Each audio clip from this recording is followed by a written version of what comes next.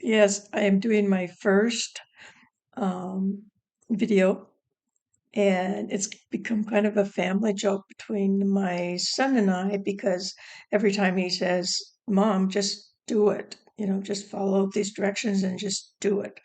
And I evidently each time was saying, "Well, I have to wait till I get my hair cut." And then all the time would go by and he, he would say, "Mom, have you did your video?" And I would say, like originally, I would say, I have to get my hair cut first. So this has been going on for a number of months, and he knew that I did get my hair cut. And so this morning, he said to me, he called me and says, "Have you gotten your hair cut?" And I said yes, and I am doing my first video. And I don't know why it's a little hard to do it. I've never had any trouble really standing in front of large people giving presentations. I don't think it's that. I'm not sure. The whole computer thing has showed up in my retirement years as a place to be able to do genealogy, especially. I also make jewelry, but I have papers everywhere with these notes, and I've got 3-ring notebooks, and as I do each family, I find out more stories, and I keep them all in this book. Well, I also have always traveled quite a bit, and um, it's no fun when you're packaging up boxes, like a lot of boxes sometimes of 3-ring notebooks, and I've seen how other people have you know put the information together, and I've always been really interested in not only the genealogy aspect of it, but a lot of the geography and the history. And I think the where my ancestors were really involved in were coming over into the United States or coming up through Canada, and they would um, be moving. Sometimes the families would move together, sometimes they would move by themselves, and then later their families would follow. I find that it's very interesting, when I actually do that comparison. So I've always had this dream in my mind that I was going to um, put this in some kind of um, I don't know if it's I never saw for sure whether it was going to be a book or what it was going to be.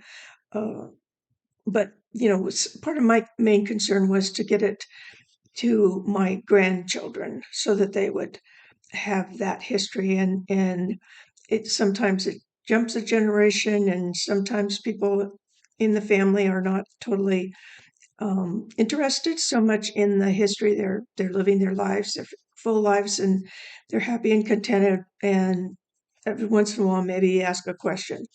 I find that I'm fascinated in traipsing through the cemeteries, and getting on a plane and renting a car and driving all over to follow some of the areas, especially because a lot of my people were farmers, and they they would move to an area and farm, and then if something happened with the Dust Bowl days or a bad hurricane or something like that. So weather also played an important part in all of that.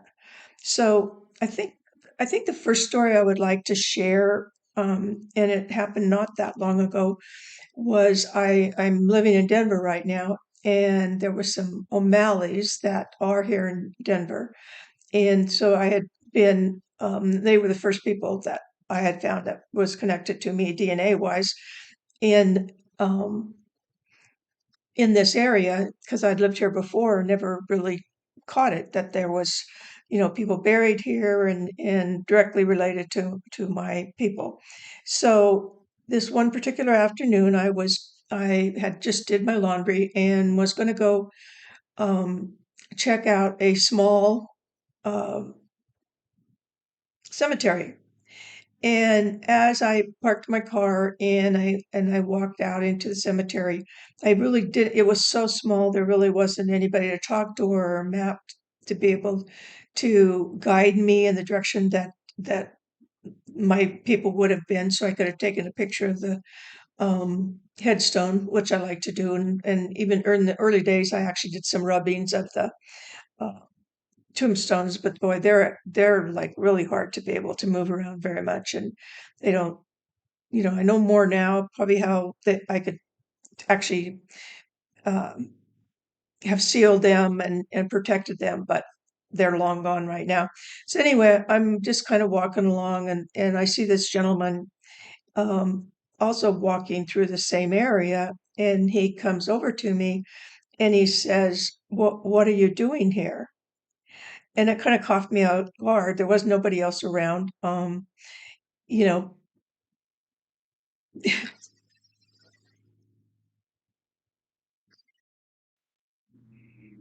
well, the phone rang, and I wasn't certain that I knew even what button to push since this is my first video, but I pushed the big red one and it stopped it. And so I talked to my son and laughed a bunch more about what he's doing and what I'm doing and silliness. And I told him the story, and I don't know where I was in the story about the man that approached me in the cemetery and said, questioning me is like, "What are you doing here?"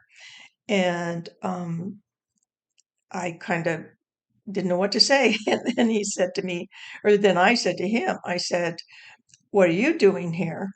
And he said that, and I think it was last July, he said that in February his um, wife had passed on, and that he comes to the cemetery every single day and he spends 15 minutes sitting and talking to her at her gravesite, and that he's waiting so he can join her. And it was very bittersweet, but it was um, a little, you never know what you're going to run into when you're out poking around. And I had not had a conversation like that before. So part of my goal is to um, do videos to help my own research as well as to help other people's research. My brother, he actually got interested, much later in genealogy than I did, but and he didn't have as much computer experience as I had, but he was game. He had no problem whatsoever pushing every button until he found what he wanted, and he's doing very, so he's kind of working with me to get, we work together. My sister's older and she has more of the stories. And so, um, I want to make sure those stories get added into the dates. And so it's more of um, a true family history of people. It's, just people, not people that are movie stars or, so rich they don't know what to do with their life. But every once in a while, I think most people do get to the point that they are interested in knowing where they came from. And so that's kind of where I am. And the other thing that I really kind of wanted to mention was how over 50 years ago, how I actually first got interested in doing genealogy and family history. So I had started out very young, wondering where, I knew people around me that were like French or Greek or some pure nationality, and they would have a lot more traditions in their life. So this one particular time, I had approached my mother first, I think, and then my dad later, but you know, about our background and our history and how did we end up, in Longview, Washington, at the base of Mount St. Helens. And I knew very little about where any relatives were. So my dad is only child, and my mother was an only child also. So as far as being a kid growing up in an extended family, it was basically my brother, sister, and I, and my mom and dad, and then a couple grandparents. And um, but I never really, I didn't realize the importance of asking more questions when I first started out. They, most of the time, nobody wanted to talk about it. So, or they would say something kind of like a joke, and they'd say, well, our family's like Heinz 57 that you put on your steaks and for your dinner, and that were a little bit of a mixture of a lot of different nationalities. And as I learned more historically, I began to accept that and understand that people were being, they were coming in from other countries because of persecution or religious problems, or maybe they were just adventurous and they saw the opportunity for gold or silver, or to come into a different world. And but I kind of kept it at that level. And it wasn't until I was in my 20s and it actually had my kids that I was visiting my hometown and I was talking to my father's mother. And sweetest, sweetest, sweetest grandma that anybody could have. Uh, she, it was always interesting to me. She never got a driver's license. She never had a job. Her husband didn't die until he was like in his 80s, and she never did live with him. He was in a veterans hospital most of that time. And for some reason, one day she started talking about when she was growing up that there were streetcars in that it was in Michigan, and it was just it was a city life that she was starting to grow up in, and her brothers and sisters and her mother were living in Jackson, Michigan at the time, and her dad was up north working in the uh, lumber yard, mostly outdoors, cutting trees down and doing that. And so eventually, I think that she met my dad at the movie house. No, she met my grandfather at the movie house. And then after a period of time, his side of the family decided to pull up stakes and go out west. And that they were moving because there was more jobs opportunity, and so away they went. Now, most of those people went before my grandmother went. My grandmother told me the story about being on a train, which was interesting to me, out in the middle of nowhere, taking the train out to Castle Rock, uh, Washington, and that was where the lumber timbers were, and the loggers really lived, and a lot of them lived on site. But my dad's side of the family, his dad, other relatives all kind of came at the same time and lived in a certain area of Washington. Um, but grandma came in on the train by herself with a 1-year-old son, and um, he was a bit of a handful from what she said. And he grew up as a only child, and his whole life was pretty much like that as far as his uh, personality, really was kind of like that. He wasn't used to really having brothers and sisters and cousins and all that at all. So I got very, very interested in the conversation with grandma. And I think I might have visited one more time before she passed and asked more questions. But in hindsight, it's like uh, I should have asked more questions. If talking to anybody that's working on genealogy, and they stress that, um, how important it is to get those stories from the people who actually experienced the stories and see where your family, you know, comes from and where they were headed and the reasons why they were going where the places that they went.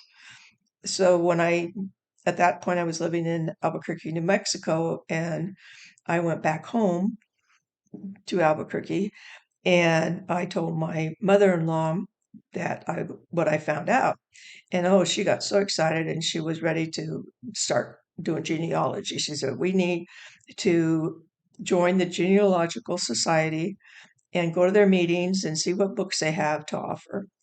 And so we decided, we signed up and everything, but when it got down to it, it was actually in the evening when after dark. And so my stepfather, no, my husband's father, my father-in-law, he said, "Well, you ladies can't go out at nighttime. I'll drive you to this meeting, and I'll just sit in the back, and then I'll drive you back home." And which I cringe now to think about it, that it was really that much of a bigger deal than for women to be out at nighttime. It was interesting. So we started going to the meetings, and he was sitting in the back, and he was always reading a book and way in the back of this room.